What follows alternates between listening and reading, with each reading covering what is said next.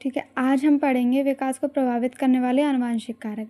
जो आनुवंशिक कारक होंगे विकास को प्रभावित करने वाले, वो करेंगे शारीरिक बनावट से, रूप रंग से, ठीक है, इस तरीके से प्रभावित करेंगे। इन्हीं तत्वों द्वारा व्यक्ति की रचना, कद, रंग, रूप और मानसिक योग्यता, वृद्धि, स्मृति आदि सभी योग्यताओं का निर्माण होता है। ठीक है, गर्भाधारण के समय स्त्री तथा पुरुष के सहवास में 2 जनन कोशिकाएं मिलती हैं। एक स्त्री की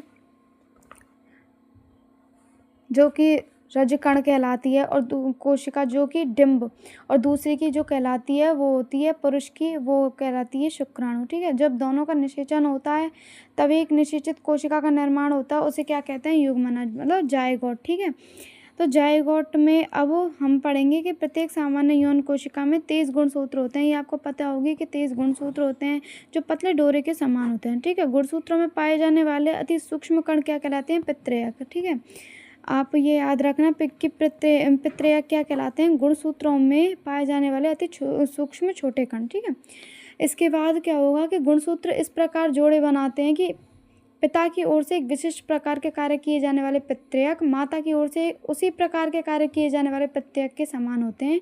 प्रत्येक यौन कोशिकाओं में लगभग 80,000, ठीक है, कितने, 80,000 से 1,20,000 पित्रेयक का अनुमान लगाया जा सकता है। ठीक है, एक शिशु अपने माता पिता से पित्रेयक का एक नया युग्म प्राप्त करता है। गर्भाधारण में प्रत्येक मानव प्रणाली 23 गुणसूत्र प्रत्येक माता पिता दोनों के अलग अलग को प्राप्त करता है। ठीक है, ये गुणसूत्र जो होता है वो 46वें गुणसूत्र पर निर्भर करता है कि यदि पिता एक्स देगा तो बेटी होगी और वाई देगा तो बेटा होगा। ठीक है, इतना आपने समझ लिया। अब दूसरा है अब ये है वंशानुगत स्थायी कोश। वंशानुगत स्थायी कोश क्या है कि शुक्राणु तथा डिंब के निषेचित होने पर गर्भस्थ प्राणी द्वारा अपने माता पिता तथा पूर्वज से वंशानुगत स्थायी गुण कोश जो कि शील गुण प्राप्त होते हैं। माता और पिता की ओर से अलग अलग 23 गुणसूत्र प्राप्त होते हैं जिसमें असंख्यक पित्रेयक होते हैं। ठीक है, अब मैंने बताया कि हरलॉक के अनुसार गर्भाधारण के पश्चात वंशानुगत स्थायी गुण कोश में न तो कुछ जोड़ा जा सकता है और न घटाया जा सकता है। इस बात को आप नोट कर लीजिएगा।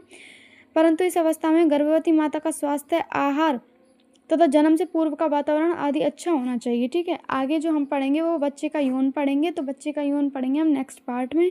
प्लीज़ वीडियो देखिए।